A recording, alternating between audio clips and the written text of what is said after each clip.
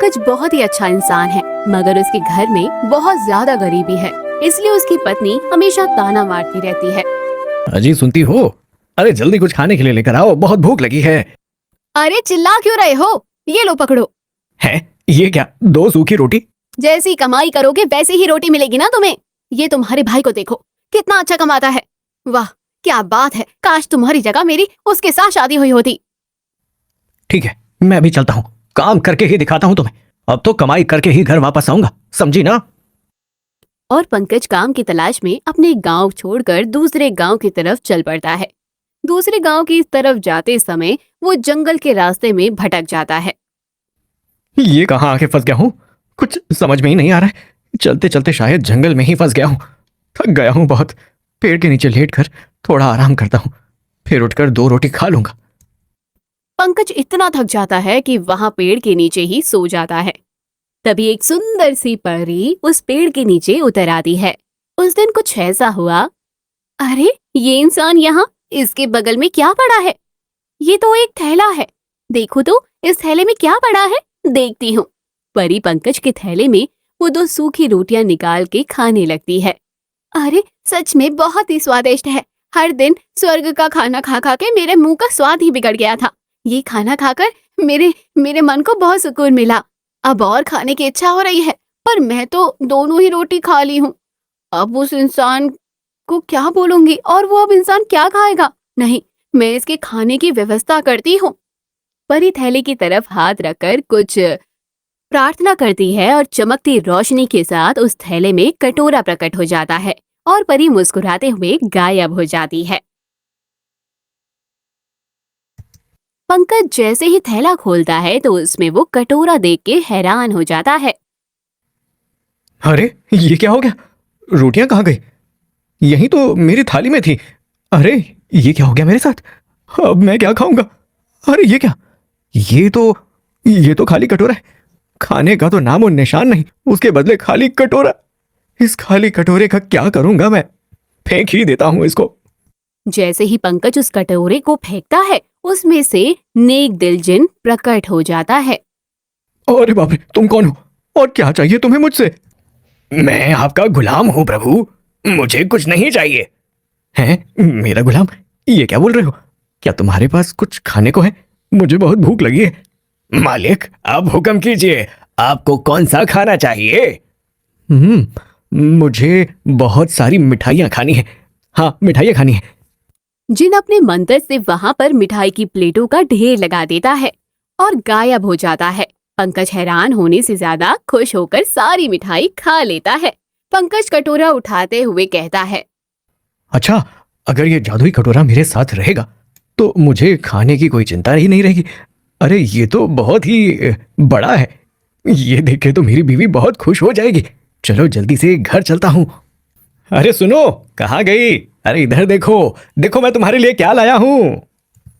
आधी रात हो गई है, पता नहीं क्या हो गया है, मुझे इतना चिल्ला चिल्ला कर क्यों बुला रहे हो? देखो ये क्या लाया हूँ मैं तुम्हारे लिए। अब क्या देखूं?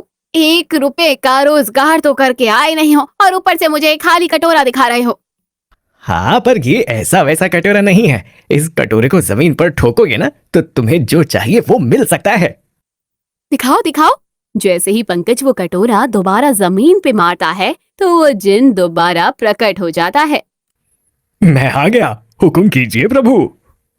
मेरी बीवी के लिए मछली, कचौरी, बिरयानी सब जल्दी से लेकर आओ। अजी सुनते हो, ये क्या हो गया? मुझे तो अपनी आंखों पर भरोसा ही नहीं हो रहा है। आखिर ये सब क्या है? ये सब ऊपर वाले की कृपा है। मैं आपको एक बात बोलूं, देखो अगर ऊपर वाले ने हमको दिया है तो हमें सारे गांव वालों को निमंत्रण करना चाहिए खाने के लिए। क्या कहते हो, कितना अच्छा लगेगा? तो क्या मैं जाऊं उनको बुलाने के लिए? तुमने जैसा सोचा है वैसा ही करेंगे। अगले दिन पंकज अपने गांव वालों को खाने के लिए बुलाता है। आप सब से एक विनती करनी थी, अगर कल आप इस गरीब के घर पर दोपहर में खाना खाने आएंगे तो अच्छा लगेगा, हमें जरूर आइएगा। अरे हम तुम्हारे घर पर खाना, लेकिन तुम्हारे घर पर तो फकाए चल रहे थे पहले ही। अरे वो तो मेरे घर पर आकर ही देख लीजिएगा। ये सारी बातें रितेश सुन रहा था। रितेश पंकज के साथ वाले घर में ही रहता था और उनके हालात अच्छी तरह से जानता था। ये जरूर कोई और बात है। पंकज क्या कह रहा है? जिसे 2 वक्त का खाना नसीब नहीं होता था, आज तो वो पूरे गांव को खाना खिला रहा है। देखना पड़ेगा, इसके अंदर की खबर मुझे निकालनी ही पड़ेगी। रितेश पंकज के पास जाता है। अरे भाई, इतनी जल्दीबाजी में कहाँ चले? मैंने सुना है कि तुम सबको खाना खाने के लिए बुला रहे हो घर पर। कोई लॉटरी तो नहीं निकल गई तुम्हारी? हाँ हाँ बोलो। जादुई कटोरा ठोकूंगा और खाना आ जाएगा। उसमें क्या बड़ी बात है? जादुई कटोरा मतलब तुम मुझे बता सकते हो? किसी को बताऊंगा नहीं। बताओ बताओ, ये जादुई कटोरा क्या है और तुम्हें मिला कहाँ से? पंकज ने सारी बात अपने पड़ोसी रितेश को बता दी थी। मुझे तो लगता है ये ऊपर वाले की दया है। ऊपर वाले की दया, उन्हीं की कृपा दृष्टि है। अरे सही कहा तुमने। ठीक है, अब मुझे बहुत सारे काम करने हैं, मैं चलता हूँ। अगले दिन जब गांव वाले पंकज के घर आते हैं तो वो और उसकी बीवी पूरे गांव वालों को बड़े प्यार से खाना खिलाते हैं और गांव वाले भी खुश होकर पेट भर खाना खाते हैं और खुशी खुशी अपने घर चले जाते हैं। पंकज पूरे गांव वालों को इतने प्यार से खाना खिलाता है, ये देखकर रितेश की बीवी को बहुत जलन होती है। क्या देख रही हो भाग्यवान?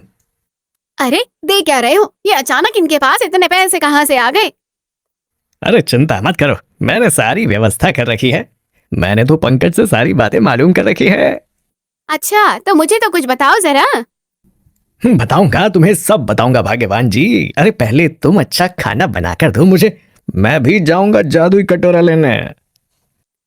फिर क्या था, रितेश भी पंकज की देखा देखी अपनी थाली पर अपनी बीवी के बनाए हुए खाने को लेकर उसी जंगल की तरफ चल पड़ता है और उसी पेड़ के नीचे पहुंच जाता है। उस पेड़ के नीचे परी का वो इंतजार करता है कि जैसे ही वो परी आएगी और मेरा खाना खाएगी और फिर मुझे जादुई कटोरा दे के जाएगी। यही सब सोचते सोचते रितेश को नींद आ जाती है और जैसे ही वो सोता है तो वहां एक राक्षस आ जाता है। राक्षस के हाथ में एक पत्थर का बना एक बड़ा गमला होता है। ये पत्थर का एक गमला भर के पानी पीने से थोड़ी ना पेट भरता है। उसके लिए तो अच्छा अच्छा खाना चाहिए। पेट तो भरता है अच्छा अच्छा खाना खाने से। इतने सारे खाने सजा कर लेकर आया है ये। और उस राक्षस को वो सारे खाने को खिला देता है और वो गमला वहीं छोड़ के गायब हो जाता है। रितेश की जब आँख खुलती है तो वहां वो गमला देख के रितेश बहुत खुश हो जाता है और वो बड़ा सा गमला लेकर अपने घर पहुंचता है। अरे देखो भाग्यवान, पंकज को तो छोटा सा जादुई कटोरा मिला था, पर देखो मुझे तो उन्होंने पतीला ही दे दिया। अब इसे ठोकते हैं, हमें जो चाहिए वो खाना मिल सकता है। क्या सच कह रहे हो? क्या सच में ऐसे खाना मिलता है क्या? रितेश जैसे ही वो गमला जमीन पे ठोकता है वो राक्षस वहां आ जाता है। क्यों बुलाया है तुमने मुझे यहाँ पर? तेरे पास खाने के लिए क्या है? वो जल्दी से सब कुछ ले आ। अरे बाप रे, ये कैसे अचानक हो गया?